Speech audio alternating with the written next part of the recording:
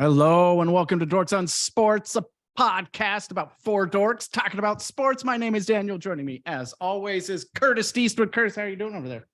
I'm doing great. My Seahawks are in the playoffs. I know. You know, like our Seahawks. How about that? Yeah, I know.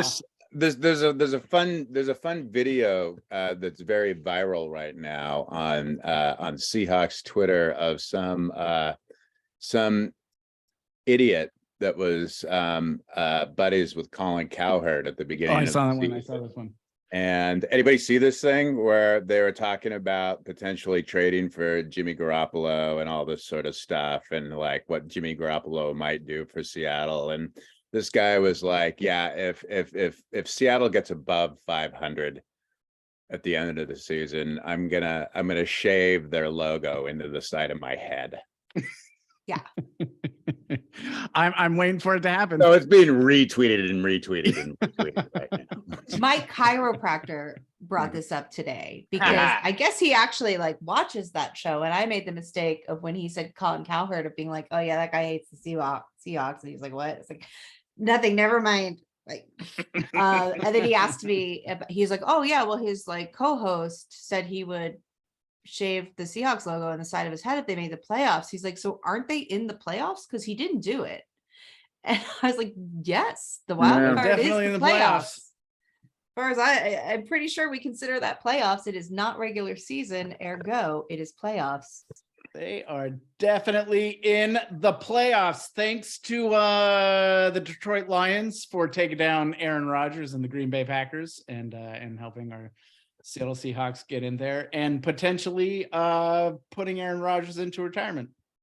Listen, if Aaron Rodgers' last play is an interception, like if that's his last play of his career is a home loss to lose out on the playoffs and throwing an interception in the process, that is just prime karma for me.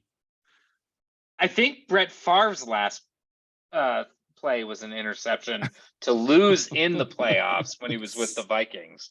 That Saints, yeah. I don't know. Maybe that's good news for Jordan Love. You know, could be. How are you doing over there, Lana? Doing all right. All right. Yeah, go ahead. Yeah. You had something early mornings and late nights is my style right now. I like it. Millie, how are you doing? I'm good. Yeah. My Seahawks are in the play. I'm just kidding. Your Seahawks are in the playoffs. Our Seahawks. Do you by chance do you have our season predictions? I do. I will dig them up, but dig those up. Well, I mean, I know your season predictions when we did it at the beginning of the season, all three of you were 8 and 9. We were 8 and 9. Yeah. I'll look, but some people did pick we would still make the playoffs in a wild card at 8 and 9. But let's just start this off real quick with one thing. There was only one person in this group who said the Seahawks would win and the Lions would win. And that is me. Congratulations. Aren't you so glad I was right? Somebody had to manifest that. We manifested it together. So thanks for all the energy. That's right. Well, we're going to have to manifest a lot more if we're going to get past those San Francisco 49ers on Saturday. It's a true story. Sorry for the paper wrestling. I'm trying to find your thing because I keep really, really good notes. Yeah. These are your prediction Post-its. If you're listening to this podcast and you want to see Millie's great notes, you should pop on over to YouTube and you can see there it is. There it is. This is the beginning of the season. And Alana said we would make the playoffs. Bang. At 8 and 9, right? You did. You said 8 and 9, but we're going to make the playoffs. And Tampa ended up doing that as a divisional winner, right? Yeah. And so did just Tampa. Yep. I don't see that anyone else was willing to make that prediction. No. So congratulations. Well, the NFC has been garbage. Thank you. The NFC, I mean, like the NFC is hot trash. Yeah. Yeah. Is it? Can I just say, I saw this. This is a really cool statistic for the AFC. Patrick Mahomes is the oldest quarterback in the AFC in the playoffs right now at Oh, wow. 27. That's rad. Isn't that cool? Yeah, I think that's good news for them. Yeah, Kids That's, are all right. kids are all right. That means there's a lot of good young talent rising up to the top. I Well, like the it. AFC has sucked long enough to like be in Yeah, position exactly. of drafting all these quarterbacks. It was time. So, Yeah, like, yeah. it's like a cyclical thing. It's the cyclical thing. Now the NFC is hot garbage, and the NFC doesn't have a lot of the quarterbacks. Yeah. But we got Geno Smith, baby. who Pro I Bowl don't know, quarterback. might be the best quarterback in the NFC. No, that's Jalen Hurts, but I mean, Jalen Hurts, he's hurt. I mean, if we're going with right now, yeah, it could be Geno. yeah, could be Geno. It could be Jared Kirk Goff. Cousins has been playing pretty well. It could Kinda be like Brock both. Purdy. It could be. Brock. Good, There is listen, conversation right Brock now. Purdy is about- undefeated right now, so There's conversation right now that Brock Purdy should be the rookie of the year. I just wanted to put that out there Mhm. and just note how garbage a take that is.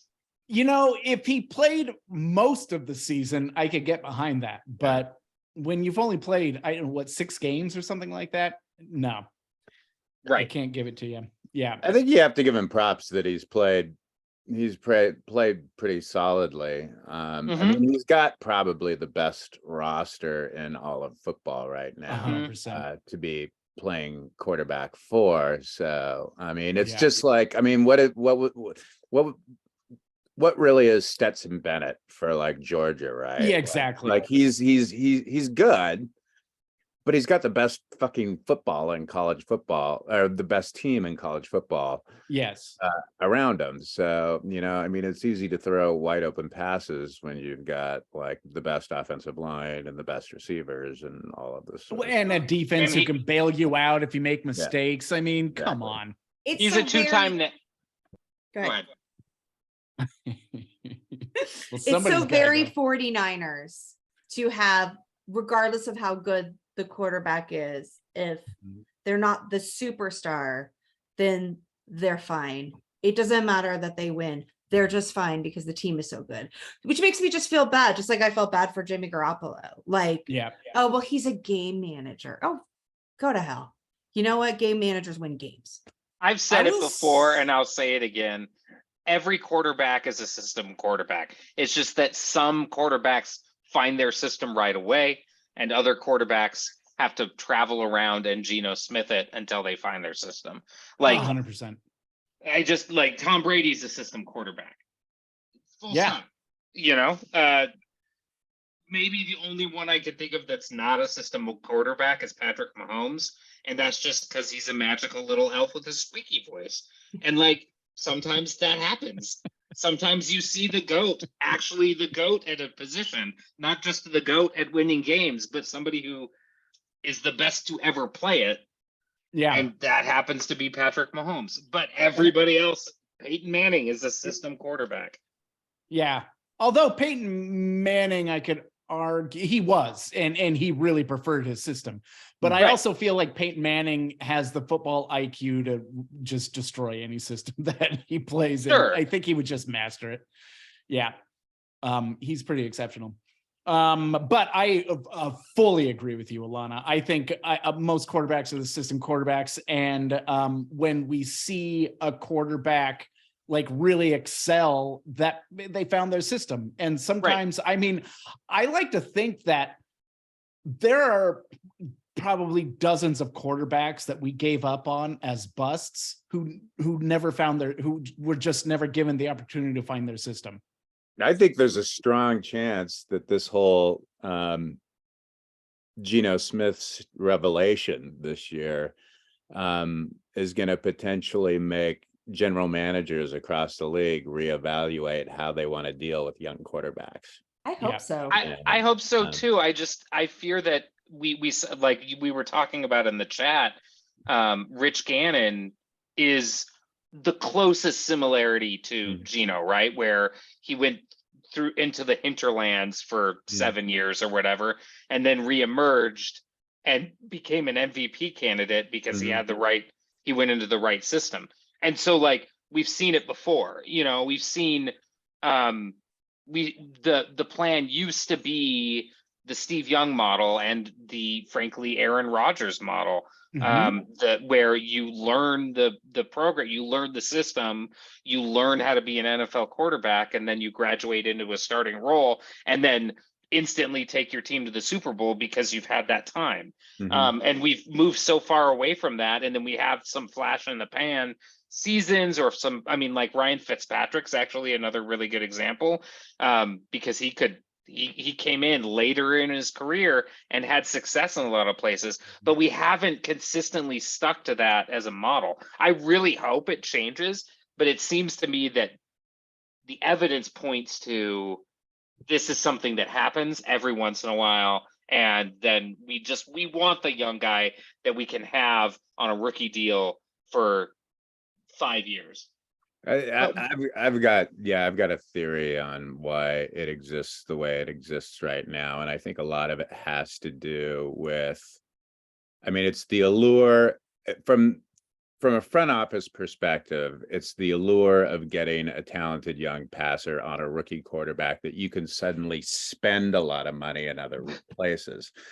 Like there could be, I mean, it's not without the realm of possibility that even though Geno Smith has had like this really phenomenal breakout year in which he was like, a top 10 quarterback in the league towards the end of the season, a Pro Bowl, like the fourth best passer statistically in a lot of categories, the best. I mean, he actually broke a franchise record. I think a couple of them this year. A couple of them. Yeah. And so yards and completions. This has been like, bar none, this has been a sensational year for him as a quarterback. But it's not completely outside of the realm of possibility that from a front office perspective, Seattle and possibly ownership could be looking at the fact that they have a top 5 pick in a year in which the quarterbacks look significantly better than they have recently, and like they might decide that, hey, this is a rare opportunity for us to get one of these guys on a rookie contract, to which we can suddenly spend a lot more money than we would have previously, or especially if we sign Geno Smith to $30+ million a year. That ties up a lot. Like we can't spend resources in other sort of ways. So there's that whole, I think there is that sort of, I think in part, Seattle winning the Super Bowl and Russell Wilson's second year in the league kind of helped spur this on too. Just it totally did. They had a Pro Bowl quarterback making $500,000 a year because he was a 3rd round pick. So I can understand why there's that lure. And also, I just think that, like, from an ownership perspective, what gets fans really excited? It's the quarterbacks. And if you've got a quarterback that's taking a little bit longer to develop and your team kind of sucks, and then all of a sudden you can turn around and go like, okay, Sam Darnold didn't work out, so we're just going to sort of like, jettison him off to the Panthers, and we're going to use this top overall pick right now on this Zach Wilson guy, who everybody's saying is like the next Patrick Mahomes because look what he did at BCU and stuff like that. And there's that type of hype. And I also think that the hype machine for quarterbacks in college is huge too, because everybody on a quarterback needy team, or everybody that's a fan of a quarterback needy team, wants to watch the quarterbacks in college. So they're going to tune in and watch, Bryce Young and Will Levis and all these other guys that are coming out, and their ratings go up. So it's kind of a bit of a vicious cycle. And I mean, what was it like? Tua had the most the best-selling jersey in Miami his rookie year when he wasn't starting. Quarterbacks make money. Quarterbacks make teams money. and it's just, and I actually kind of believe that, that college football and the NFL has a quarterback addiction. And it totally. kind of takes an old school coach that's been around long enough. It was kind of going like, Geno was doing some great things for us last year, and he was great. He was great at practice, and he seemed like he was really picking this up. I kind of want to just go with Geno Smith, and he completely cut against the grain. I even think he probably cut against the grain of what the front office wanted him to do. I think they probably wanted them to like see what they had in Drew Lock, because their evaluations of Drew Lock were probably like, yeah, it looks like this guy might have something. But I mean, credit Carroll. Absolutely. Carroll for like knowing football and quarterbacks probably a hell of a lot better than most people do. I mean, and most people I in think- the league. What's that? Most people in the league. Yeah. Like I can't see any other coach in the league outside of maybe Belichick who would have been willing to roll that dice. Huge cojones, I think. To go with that. I was gonna say, yeah, I think that Tomlin would make that decision. Mhm. Sure. I think that any coach that is secure in his position would make that decision based on the evidence that was in front of him. Because what we were seeing out of Drew Lock was potential with no execution. And what we were seeing out of Geno in training camp and preseason, and what we were seeing out of Geno Smith was execution. It was not to the level that he came out and did in the regular season without a whole lot of potential. But he proved both of those things wrong. And I think that whatever Carroll saw in him, Belichick would have seen in him. I think Tomlin would have seen in him. I think Andy Reid would have seen in him. We've seen all of those coaches make the choice to stay with or elevate, like at the Alex Smith of it all with Andy Reid, where it was like, and he brought the best out of him. So I think I just don't think Carroll's a unicorn in this regard. And the other thing I wanted to say is quickly, you can really only have like 10 teams who have a really young quarterback, right? Because once you get to season 3, season 4, you're not a really young quarterback anymore. You're a vet. You're a veteran. Yeah. And so then you've got another 10 teams who have like a prime quarterback and then another 10 teams who have like an end of prime quarterback, or past their prime. And so like, why more teams aren't intentionally filling those slots, because that's where there's value. Take a Moneyball approach to it and bring in players like Tannehill, right? He's going to be done in Tennessee, but you bring him into, I'm guessing, you bring him into a different system and get new life around him, and he might be just as good as he was in Tennessee, maybe 2 steps back. But you could, if you have a good defense and a good running game, the New York Giants could win with Ryan Tannehill in place of the Daniel Jets Jones, would be right? in the playoffs with Ryan Tannehill. Absolutely. And so like there's like the more, and you're usually bringing those players in on a 1 year $10 million deal, or 1 year $6 million. I don't remember what Geno's getting paid, but you're bringing him in for a season, and then it's a tryout and they have to prove it.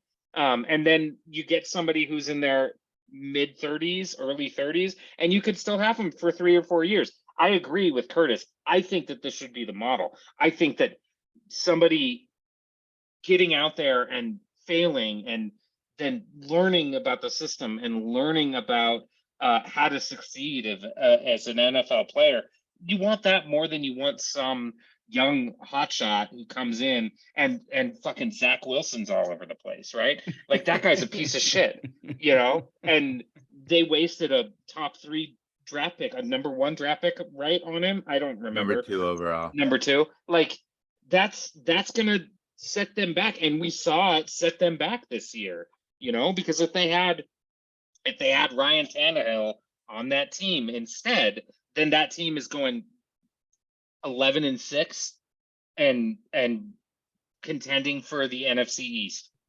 Yeah. I mean, listen, if the Jets had Teddy Bridgewater, they would be right. going to the playoffs, if the Seahawks allow Geno Smith to get to free agency without any sort of franchise tag on him, you can almost guarantee that the New York Jets are going to come calling his agent. And you can almost guarantee that he'll hang up the phone. He may, or he may, I mean, he said in his press conference, when the teams played, that he still has love for that organization and stuff. I mean, he might look at that situation and say, like, that's a pretty good freaking defense. I mean, that's a decent offensive line. There's, they've got some, and they got a good receiver and stuff. Do they have a good OC? There's going to be if he gets to free agency, there's going to be multiple teams that are going to be interested that are probably a quarterback away. And if he doesn't get to free agency, then we're probably not taking a QB with that number 5 pick. Yeah, I keep going. I want Geno to stay. I like him a lot. I would love to see him another, 2 or 3 years. I could totally see John Schneider taking, if he likes a QB at number 5, taking a QB at number 5, and Carroll feeling comfortable going into the offseason with a rookie and Drew Lock. I mean, I don't think that they would be upset about that. Here's what I think. If I was Geno Smith, this would be my ask. If Seattle's serious about keeping me around, I would flat out tell John Snyder, like, hey, I am willing to sign here multiple years, and I'll even cut you a little bit of a deal to build around me with getting me a quality veteran center. Just give me a fucking center. Protect my ass against the Aaron Donald of the world and get me a quality right guard. But please do not draft my replacement with that 5th overall pick. Use that pick on the defense. Like that, like if you can promise me that, I will sign this deal right here. 4 years and 25 million a year. Like, I know that's low, but that feels like I don't think it's gonna have discount. to be at least 30. I think. I mean, there'll be other teams that'll pay more, but I would if I was Geno Smith, I would absolutely say that I don't want to sign a deal after all the time and effort that was that he had put waiting it out and getting the opportunity and finally just completely balling out. And struggling a bit in the end when like his offensive line was completely banged up, but still, I mean, guiding this team to the playoffs, I mean, I think with all of that, I would not want to like sign a deal to stick around to like have to like babysit CJ Stroud. Totally. I wouldn't want to do it. 100%. Yeah. And he could probably go to a team like, Washington that would probably be picking in the teens and wouldn't be anywhere near, I mean, I think all 4 of these quarterbacks are likely to go in the top 10. And so like, if you go to, a middling team somewhere else that has some nice pieces, like you probably feel that sort of comfort of going like, yeah, they're not going to take, they're not going to be in reach for these guys. So I'm here for the next 4 years. If you're CJ Stroud, are you considering like going back to college, seeing that a Jeff Saturday led Colts would be the one who'd probably be picking you? Well, it could be. I mean, he could go to. I mean, here's Houston. A crazy idea. How good is Justin Fields in Chicago? They're only going to keep. I've read a lot about this. They're only going to draft a QB in number 1 if they are blown away by somebody. Yeah. And that to me says that they're trading. They're already taking calls for trades. Because I think they don't have like a second round pick or something like that. Justin Fields is actually fantastic. He just needs. I think you're going to see him be the next Jalen Hurts. I totally agree. Mm-hmm. Yeah. Yeah, and if I'm Chicago, I would look to trade back. They would get a haul. Yeah, with this in this draft class, they absolutely would. I mean, there are 5 game-breaking talents right off the top, and then Richardson is right there too.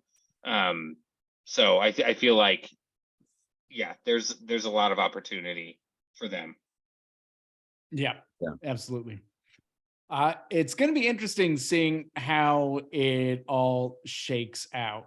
I think the first 4 picks are, pretty obvious. And then after that, unfortunately, like the Seahawks are picking number 5. So, I mean, I think the 4 obvious choices are Bryce Young, CJ Stroud, Carter, and Will Anderson Jr. Yeah. And then after that, it gets a little muddier. But I don't know, if I'm Chicago, I might be looking at Carter at number 1. But if you can get like a dragon's horde of picks, I say go for it. My hope is that some team trades up into that pick to take a quarterback that triggers other teams to want to trade up there to get quarterbacks. And then what happens is ideally 3 or 4 quarterbacks get taken right in front of Seattle, and then Jalen Carter just sort of falls in Seattle's lap. I could absolutely see that happening. Yeah, I can absolutely not see that happening. I will disagree with all of you. Yeah. I think Arizona really wants him, and I think that's a good Arizona place for. Yeah. I'm JJ praying Watt, for Arizona to be stupid enough to trade out of that pick, and yeah. I mean, Indy's going to trade up to number 1. Houston will draft 2. Is it Arizona who's at 3? Or is Arizona's at 3, and they might sit at 3 and just take Carter or Will Anderson. Yeah, if I'm Arizona, I'm taking 3. And then who's at 4? That would be Colts. That Indy. Yeah. So if you trade it up, then it would be Chicago. So then Chicago would take the other defensive. So we're gonna be in a position where, like, one of those teams will be an idiot and take the 3rd best quarterback. We'll be in a position where we take CJ Stroud, who will be miraculously still on the board because somebody else took Bryce Young. So we can either take CJ Stroud or trade back or take a defensive player. Yeah, that's my prediction. I think Houston and Colts are going QBs.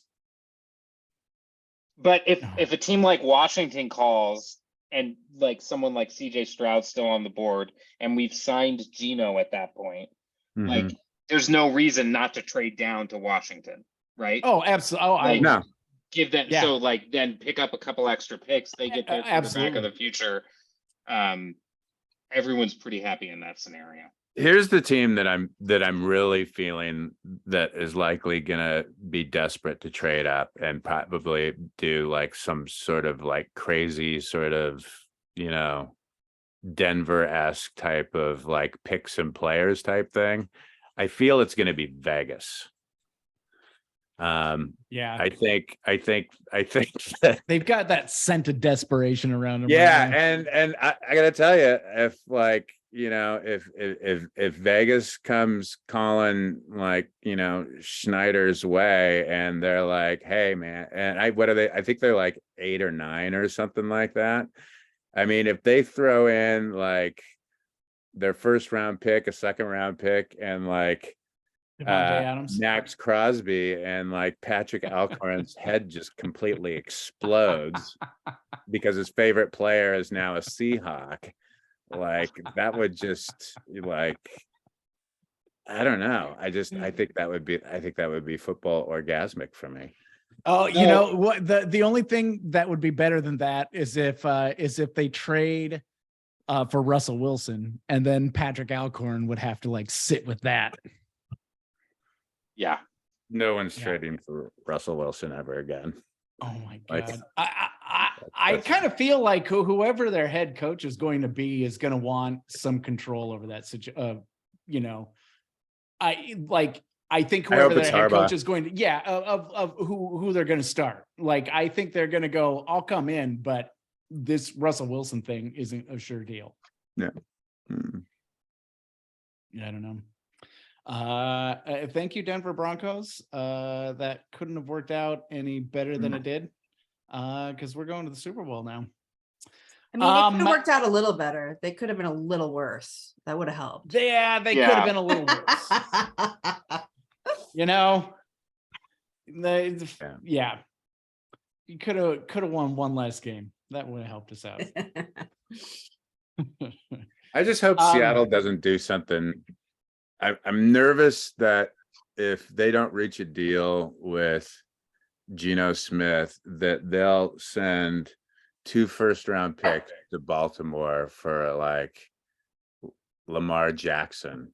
I don't see that happening. I think they would. I honestly think that if Geno ends up going somewhere else, I think they're perfectly comfortable with Drew Lock. Obviously, they'll go Drew Lock and they'll draft a quarterback. It'll be painfully obvious, and then that might actually, I mean, then, but yeah.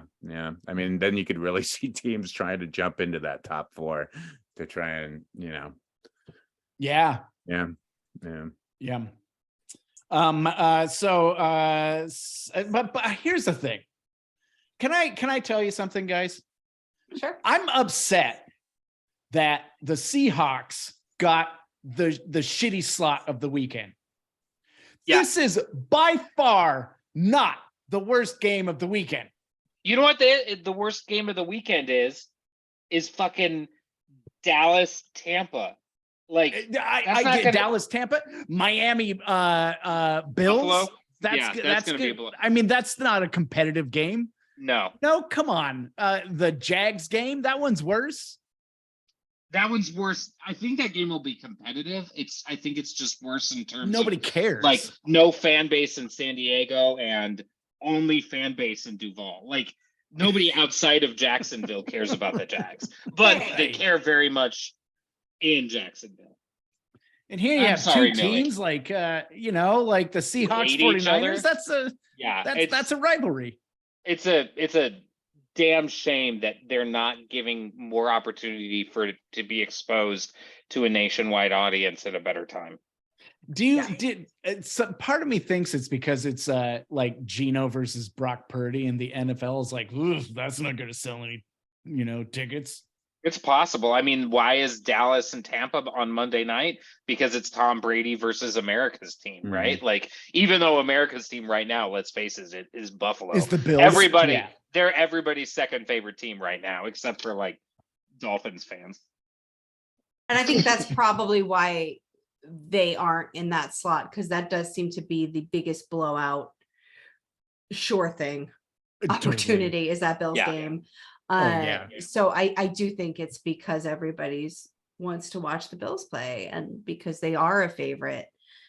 It is really disappointing, but I can't wait to just watch that game on Saturday afternoon, and then we'll know.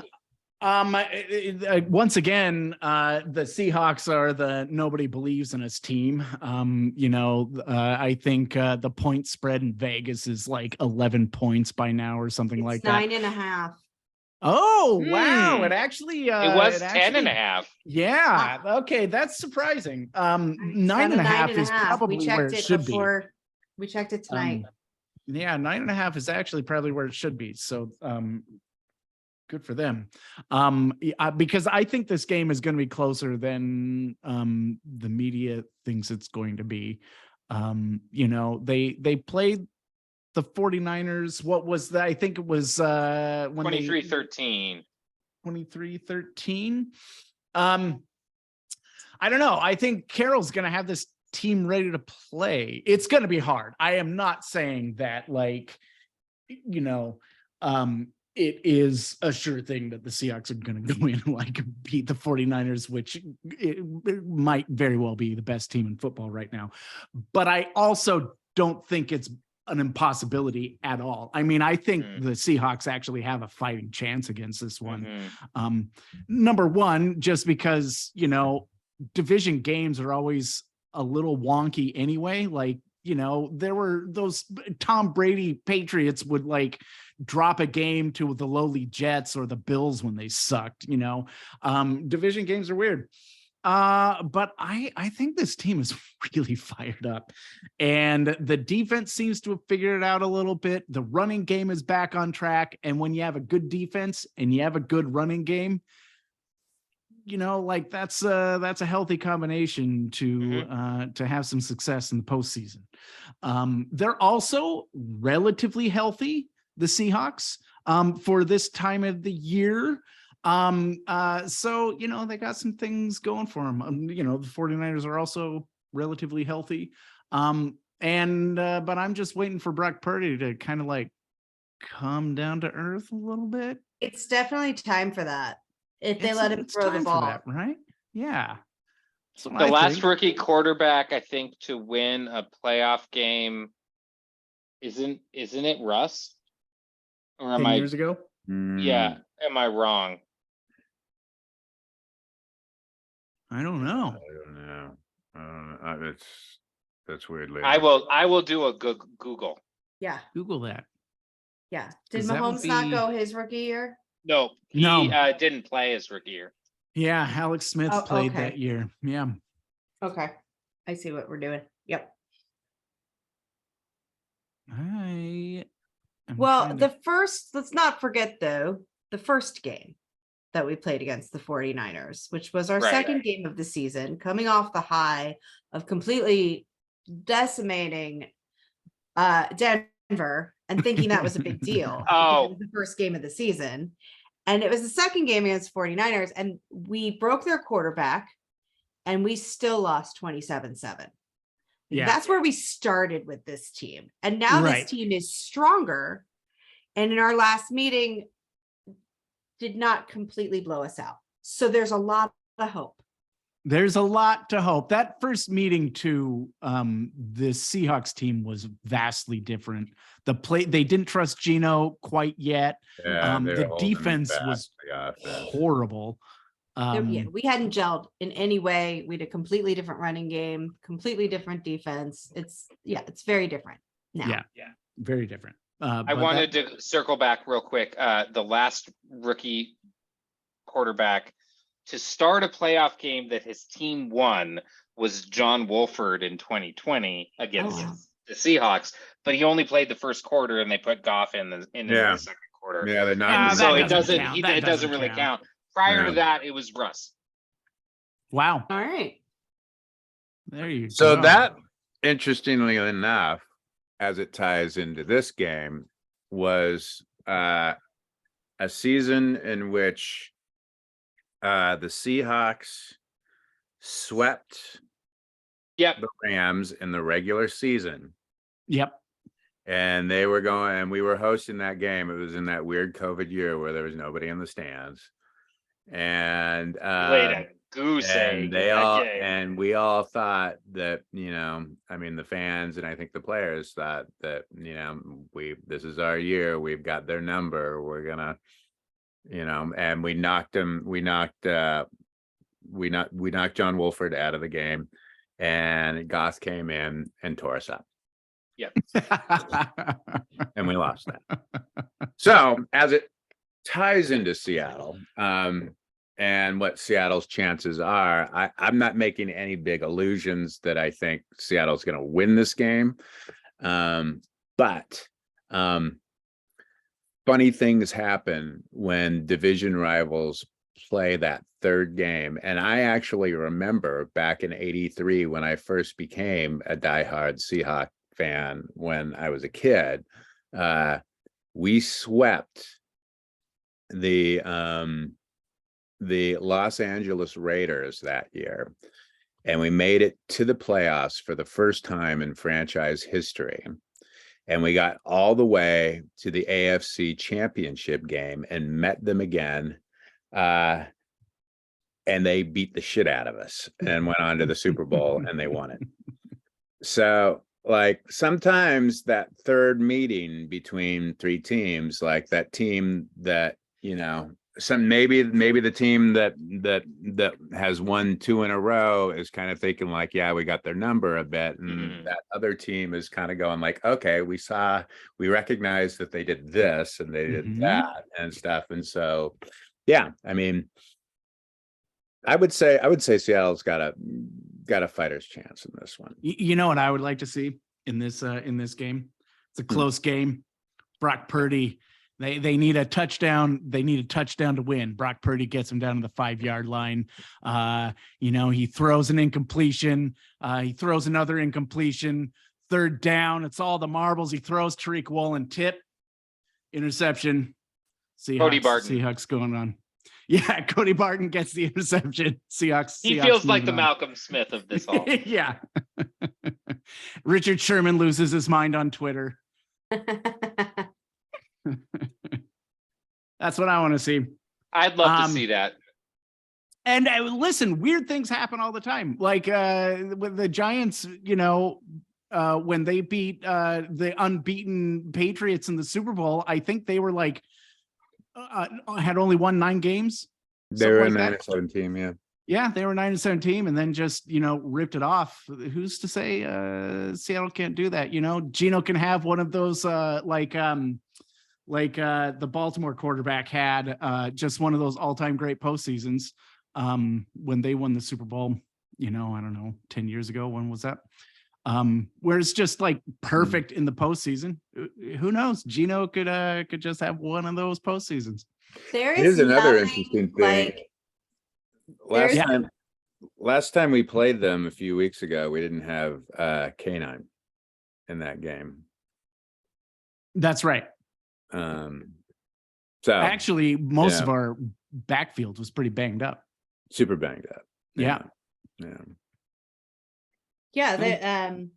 I think we have more than a fighting chance. There is nothing like an underrated underdog type team in the NFL when it comes to wild card weekend. I do not make plans on wild card weekend. It is my favorite weekend of football. It is the witching hour 4 quarters instead of just 1 quarter. There is always an unlikely team. There is always usually 2 big shakeups that happen on this weekend, which is why it's my favorite weekend of playoff football. Next week, it's almost always, who's going to win. Yeah, the dogs lose, and for the most part, there's usually one upset, right? Wild card weekend is all about multiple upsets, surprises, close games you weren't expecting, blowouts you weren't expecting. Weird stuff happening. When weird stuff happens, where wins become losses and losses become wins. And I absolutely think that we are the kind of team that is poised for one of those major upsets, because we do know this team so well, because we do usually have their number, because when the Seahawks are underrated is usually when they play their best football. Mm-hmm. And I do think part of that is that mentality and that community that they have. Mm-hmm. There is some nice swagger going on right now with this team, and it is not inflated ego. It is a team that feels like they really fought to get there, and that they pushed really hard when they weren't sure they could do it, when none of us were sure they could do it. So they have this confidence going into this that can mean everything. And I think the 49ers turned this corner, and everybody started saying, I see the 49ers in the Super Bowl. They look like a Super Bowl team. Like, it was just, I think we were like, wait, when did this happen? They were horrible. They got CMC, and I thought that was the dumbest trade, and I was 100% wrong, right? They are so lauded right now as this like team of destiny. They're prime for the upset. Absolutely. Yeah. And lest we forget, up until this season, the Seahawks have been the 49ers kryptonite. I'm saying. I'm just, I don't know. I'm feeling good about this one, you guys. Yeah. What's your score? I think it's going to be fun regardless. Agreed. Yeah. Bonus football. Absolutely. And Pete Carroll's going to get these guys to play. And Pete Carroll, it was either in his presser or maybe on his radio show this week, but he was saying, I think maybe it was his presser, and he was saying, he was asked about the season, and he said, it's been a really frustrating one because we left a lot of wins on the floor. Like there are a lot of games this team should have won, and they know that. All of the NFC South games. All four of them. We They should have should- won all four of them. And then we'd be Yeah. having like a much different conversation about, their We'd chances be in the 2 postseason. seed. Right. If we win half of those, we're in double digit wins. You know Yeah. what I mean? They should Or in have. the They top should have. They should have beat. They should have beat the Raiders. They They should have should've beat the Atlanta. Raiders in overtime. They Beat were New Orleans. poised to beat the Raiders in overtime. And a couple funky things happened there. And then I feel like they should have beaten one of the NFC South teams. That they should have Atlanta gotten to 11 game- wins. This team, They this should've- team, I feel like overachieved to a degree, but I feel like they were trending in a strong enough direction coming out of the first 9 games where they should have been able to get to like 10 or 11 wins. 100%. Yeah. Yeah. Yeah. Well, you wanna go through some predictions? Yeah. Yeah. How are we gonna do this? How's this game gonna go, Curtis? I think it's gonna be hard fought. Mhm. I'm gonna say Seahawks are gonna lose this one. I'm gonna say they're gonna lose it 27-23. But there will be hope and momentum going into the 2023 season off of the gutty performance, and I think they're gonna bang up a few 49ers and have that team a little bit weaker and dogged next week. Lana, what do you got? What fun. And what sounds like fun to me is us just blowing the doors off the joint. Showing I up. love that. Getting Tariq Woolen has the game of his life. Kobe Bryant peanut punches the ball. Yeah, I like that. Tariq Woolen returns it for a tutter. He also has a pick 6 because he's ready for Brock Purdy. I'm going to say 38-17 Seattle. I think, and I just want, that's a want. That's a hard want. It'd be fun as hell though. I think it is going to be a physical slobber knocker. I think these two teams are going to leave it all out on the field. I think they're going to hit each other. They're going to hurt each other. It is going to be smash mouth football. I think Seattle is going to lean on K9 a little bit in this one in the run game. It's going to be low scoring. I say Seahawks 20, 49ers 17. Ooh. All right. Well, the weather is supposed to be really, really horrible. It continues sadly in California. Oh, that's right. And I think it's pretty clear that I'm picking the Seahawks to win this. Absolutely. And I have it as a relatively low scoring close game with the Hawks 23 and the Niners 21. Nice. Yeah. They're going to miss that field goal that they needed at some point. Yeah. Robbie Gould is good at missing field goals at the wrong time. Yeah. I was in Jason Meyer's presser. He was talking about the doink that he kicked.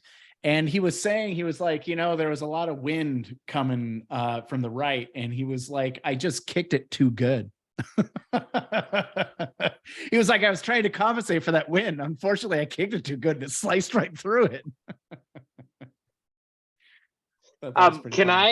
I just wanted to show some appreciation, like without talking too in detail about that Packers Detroit game, because I think we're coming up on it in terms of the amount of time we've talked. But I just, as a dork who talks about sports, it's not super often that you also see dorks in sports, not just dorks on sports. And Jamal Williams, the running back of the Detroit Lions, I highly recommend spending some time Googling his pressers anytime he's talking to the media. He's talking about Pokemon. He's talking about Naruto. He's talking about all kinds of anime. He doesn't watch TV, but he's talking about these TV shows.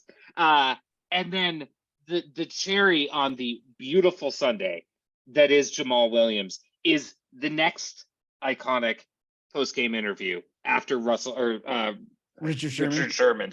Richard Sherman's icon. This an icon. It begins with him mourning the death of his great grandfather at 92. He's literally crying. He's literally crying. He's weeping. It is truly emotional. It's like, you did it. You did it. She asked the next question about something. I don't even remember. And he pivots on a dime and he's like, "We the Detroit Lions. Don't you talk bad about the Detroit Lions. We're here." It's like, we're a team. And then finally he ends it with an all-timer of a quote, which is, "Don't let these tears fool you. It's all dog up in this mug. I'm good." That's so it. Great. He introduced himself, and I don't remember what he said, but when he introduced himself and everyone else says what, college, high school, whatever they came out of, and he introduced himself with some sort of catchphrase from it, like Naruto or something. I was not familiar. I'm relatively familiar with, the more popular animes. I didn't know what it was, but it was so like, it happened and the Hubs and I looked at each other. We were like, what did he just say? Like, wait, what? And he elaborated and explained it, I think in the presser, and it was just adorable. And I had that same thought of like, oh my gosh, he's the ultimate dork in sports. Like, oh, the ultimate. He said first swag Kazakage, and then something of the House of Dead. It was, and he did it because he wanted more people to watch anime and to call out his anime friends. He's a joy.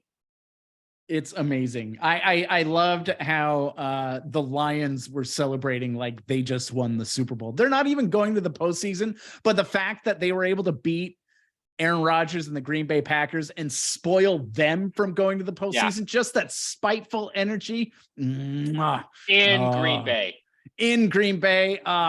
Just so there good. was some win-loss record for the Lions in Green Bay over the last, I don't know, 20 some odd years. 21 years. They'd only won they were like 3-27 Jeez. going into there. So like the percentages, I feel like of them, pulling out that. I mean, different, each season's a different season of football and all of that sort of stuff like that. But the stat lines were not in their favor for sure. Yeah. There were a lot of people who probably lost money on that game.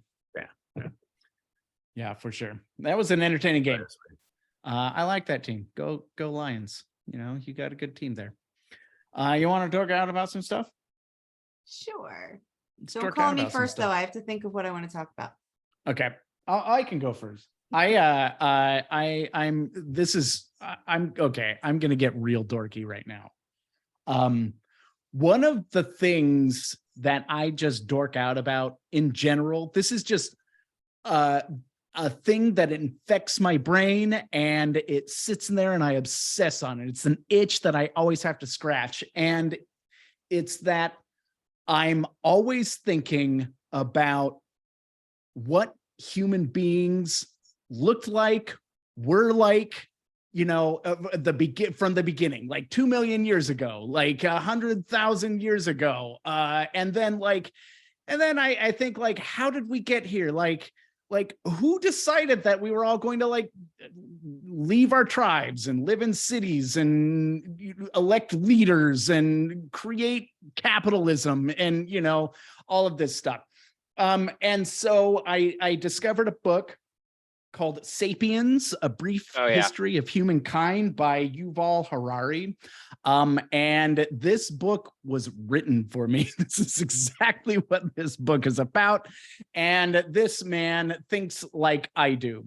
And it looks like our values are 100% aligned in that regard. And so I have been reading that and learning a lot about human beings, especially like the ancient human beings, and how many species there were, and how maybe what happened when we reached sort of like enlightenment and we started thinking like human beings. And it's all very, very interesting, and I like it a lot. So that's what I'm dorking out about. I'm just a big old dork. Lana, what are you dorking out about? First off, Kaleidoscope is an entertaining watch. Some of I the need to acting's see it. garbage. But I mean garbage. But the storytelling's really fun, and it's really interesting to have a puzzle box that's actually a puzzle. And it's in terms- Giancarlo. I mean, and it's he's terrific. Giancarlo Esposito, and the lady who is on the green. She was in Rami. She was not the sister. Oh yeah, she's great. Yeah, she's really good in it, and there are some good performances. But the daughter, the woman on the orange, and my background is from like Gossip Girl or Riverdale. She's from Riverdale. She's terrible in it. She's some of the worst acting I've ever seen. But I didn't want to talk about that too much. We're enjoying it. I recommend it. What I wanted to talk about that I'm kind of, this is like my dorking, similar to yours, just inside my head, and I don't have any resources. I'm just thinking about AI, and I'm thinking specifically about these straight to consumer AIs that have come out, like Lensa, ChatGPT, the other this one that is actually purporting to be porn effectively, and the ones that are creating art, creating conversation, and writing essays for you, like, and writing music. And I was thinking about who created these, and it's these tech bros who don't know how to talk to people, don't know how to make art, and don't know how to engage with a woman. And so they are creating these AIs that are designed to do things that they cannot, and right. in order to conquer those things, so that they can own the art, so that they can own the sex, so that they can own the conversation. And it's really stressing me out a little bit, because we talk about this impending takeover of AI of a lot of jobs, and all the jobs that AIs are being designed to do right now are soft skill jobs like customer service, because a tech bro could never do that. And then writing music, writing stories, writing and painting art, like making art, like these are all things that AI are being designed to do. Nobody's designing AI to code software, to create anything that is what a tech bro views their own value of. So I want, like, I've been thinking about this a lot, and I've been like, why isn't there an organization that sees this and hire somebody to be a chief humanities officer, right? So like something in that C-suite who's in charge of the strategic direction when it comes to humanities. Like, we could potentially be facing, if that were accepted, PayPal TikTok could have a chief humanities officer who is in charge of ensuring that art is being created, and whatever, and they come to these meetings from a creative mindset and engage with it in that way. They are in charge of, when there is AI, teaching that AI how to have a fucking soul, as opposed to just be in service to create this art and shit. And I just got really excited about the idea of creating this, like, using capitalism to create this new career path for artists that is about the strategy and the creativity and the bringing together and saving the culture of an organization. And it feels to me like all of these, Twitter would benefit from that. Facebook would benefit from that. All of these organizations, these companies would benefit from having somebody who is looking out for the soul of the company and its staff. And it just really, I got worked up about it. I got a little stoned last night, but that's probably part of the reason I went down this road. But nobody is teaching an AI to have a soul so that it can make art. And I'd be fine with that if it was doing that. But this whole borrowing from other people's work stuff, it's really stressful. And it's because a tech bro wants to get laid. And that's ultimately where we're at. The irony is that, like, we could be creating AI to do jobs that would free up our time, so that we can have conversations, make art and write be creative. Stories. That's right. Yeah. Because humans, when given time for leisure, do things like have conversations and create art. You know, Mhm. that's what we gravitate toward. Instead, we're creating AI to be humans, and we want humans to do the job of, you know, automatons. Yeah. Yeah. Yeah. It's I'm 100% in agreement with you on that, Alana. Yeah. very stressful, but it's Yes. also like there's so much room for innovation in that. If somebody would just listen to an artist, Yes. that's where that came from. It's true. It's just unfortunate if you look at sort of what immediately happened at a place like Twitter, where you get someone like Elon Musk who came in and was like, well, the whole point here is for me to turn this into a money-making endeavor. So I'm making all these changes. And you know, what's coming to light is the first things he cut were divisions that were devoted to, while not making it- devoted to humanities, but were Yeah. devoted to making sure that the disinformation wasn't happening, that people weren't putting up false information, that they weren't impersonating other people. All of these divisions that kept people a little more morally compassed within what your company was willing to put out there were the first things to go. So I love your idea, and I wish I right now had that kind of belief in our trajectory as humans. DeMar Hamlin makes me believe that we have a trajectory now, like genuinely. I like Like- that. Yeah, well, it's not very often that, you know, humanity can actually rally around something this day and age. It feels like, you know, we're all just sort of in our own silos, and then every once in a while, you know, it's nice to learn that people can get together toward one common good. Yeah. Curtis, what are you talking about? Last night I watched Jurassic Park, Jurassic World. The new one? Dominion. Yeah. Is that the one with the legacy characters, Jeff Goldblum and all? Yeah, they those? all come back. Yeah. Yeah. Did you like it? It's funny we're all talking about AI and I'm like watching a movie about, you know, DNA dinosaurs and giant bugs and shit like that. It's fucking crazy. That was probably written by AI. I would, yeah, Aw. yeah. I enjoyed this last one. Did you? You know, I it was did. I wanted to watch it because I heard, you know, I saw so many people making, you know, saying how terrible it was. And so when I hear, like, in my algorithms, when I hear enough people saying like, this is trash, this is garbage, this is bullshit, this is that, I'm just kind of like, okay, now I got to check out this and like spend 2.5 hours watching it.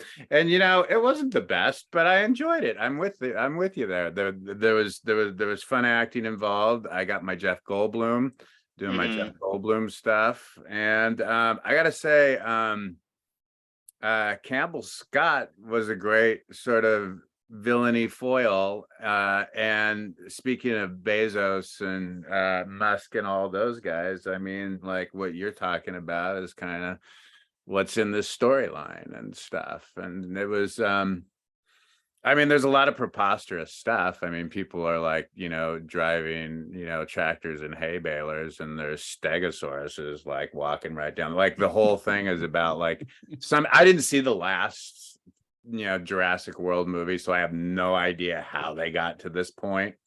But basically in this film, it's gigantic dinosaurs and gigantic flying dinosaurs and swimming dinosaurs and munching dinosaurs cohabitating on every continent of this planet with regular non-dinosaur life in this coexisting sort of way. And it's preposterous, but it's also kind of like, it's kind of spectacularly preposterous to watch that this got made. And yeah, maybe it was an AI person that, you know, maybe it was all algorithms, just like in that, you know, in that one episode of season 3 of Barry, where the woman is just sort of sort of blankly staring at her and going like, well, the numbers suggest this and numbers suggest that, you know, and here you get this kind of crappy thing. But sometimes I enjoy watching crap. I'm sort of into it. It was fun crap. I saw it in the movie Yeah. theater with family, and Yeah. I had a really good time. The one before it was absolute dreck. It was horrible, and it was unfortunate that there was a couple plot points from that were kind of important to the last one. But whatever. There's a child, and it needs to be saved. Is all you really need to know about it. Sometimes I need my Whopper from Burger King. Totally. Yeah. And look, when That's it what I'm in the comes to mood for. dino porn, Yeah. it's what you want. And the That's dinosaurs the are spectacular. They're spectacular to watch. The worst thing about the current era of film is that we lose out on those good bad movies, right? Like 100%. something that is an entertaining watch that maybe costs. I mean, this isn't the case with Jurassic World or whatever, Dominion. Something that costs $40 million to make. Everyone on set is having a great time, but it's ultimately insignificant, but it's entertaining as shit. I can think of like 90 movies of the 90s that fit those qualifications. Or like The Chronicles of Riddick is a really good example, where it was a big swing, a total miss, but it was entertaining as hell. And then they made a sequel to it. Like, I was like, okay, like, sure, I'm on board. Like, let's do it. I hear they might make another one. Like, awesome. Like, give it to me. But now it's either a $400 million movie or a $10 million movie. Yeah. And there's nothing in between. Totally. And that's unfortunate. Yeah, I agree. I thought the first Jurassic Park movie was kind of a schlocky hot mess too, but I enjoyed it for that because I had Jeff Goldblum's chest. It was fun. Jeff Goldblum makes movies fun. Jeff Goldblum is also a bisexual curiosity for many straight men. Oh, I can see. Interesting. Yeah. I can see that. Yeah. Yeah, sure. I always kind of saw myself in some of his performances, so maybe that explains why I was so much of a wanker most of my life. Just we should let Millie. Yeah, it looks like me.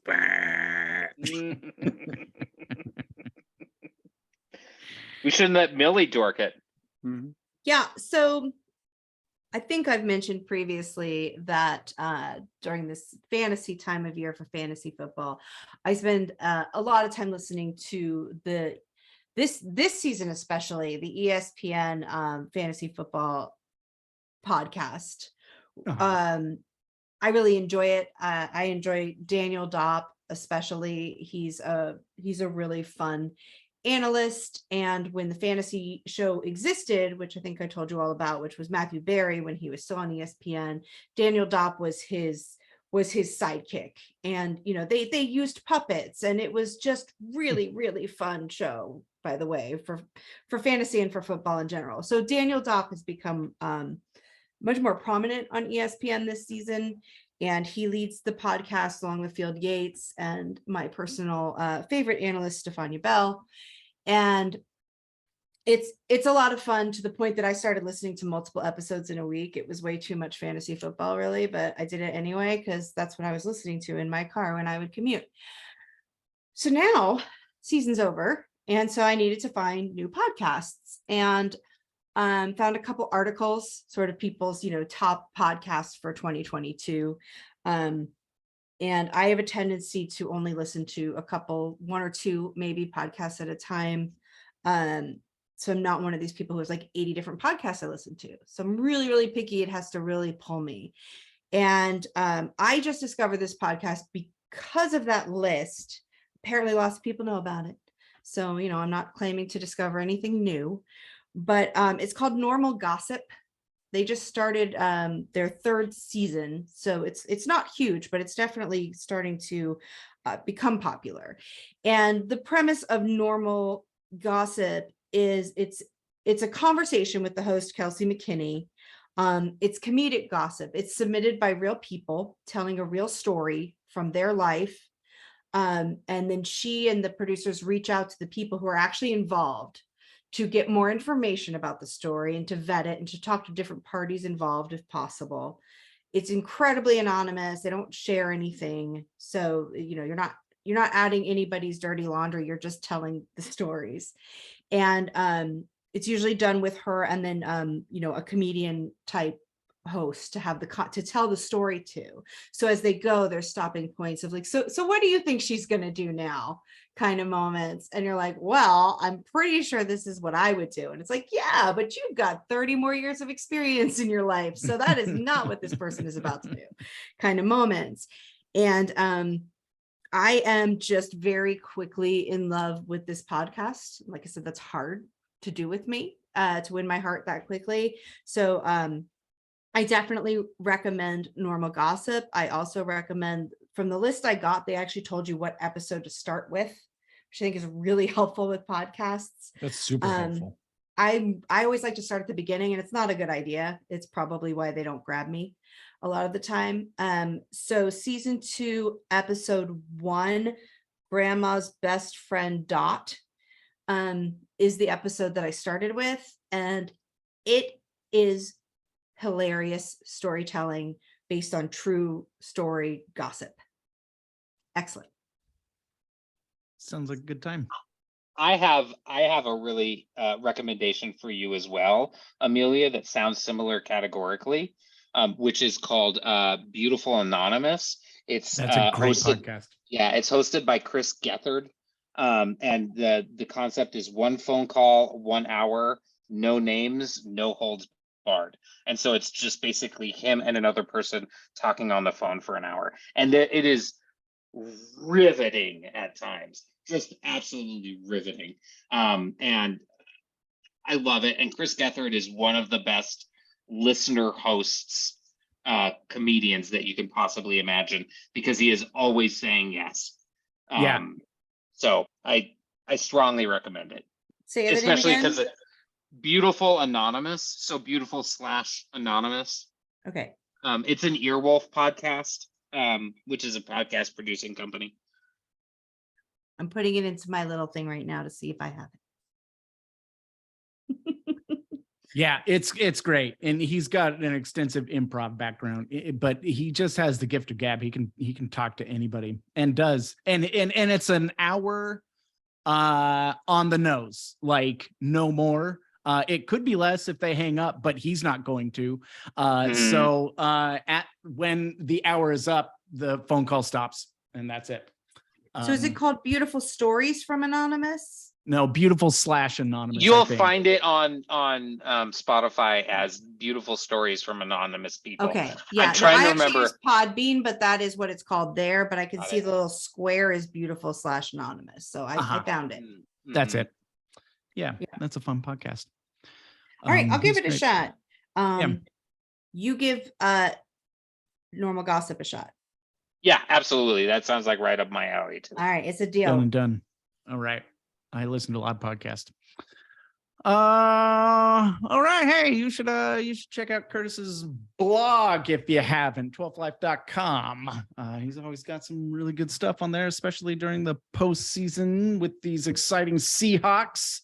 If you're listening to this and you like it, you should hit the follow button or the plus sign or the check mark wherever you're listening to this. We're on Google and Apple and Spotify and all those other podcast names that all end in R's. If you don't find us wherever you're listening, just let us know and we'll get us on there. Once again, my name is Daniel, for Curtis, Millie, Alana, the rest of 12 saying goodbye and go Hawks. Go Hawks. Go Hawks. Go Hawks.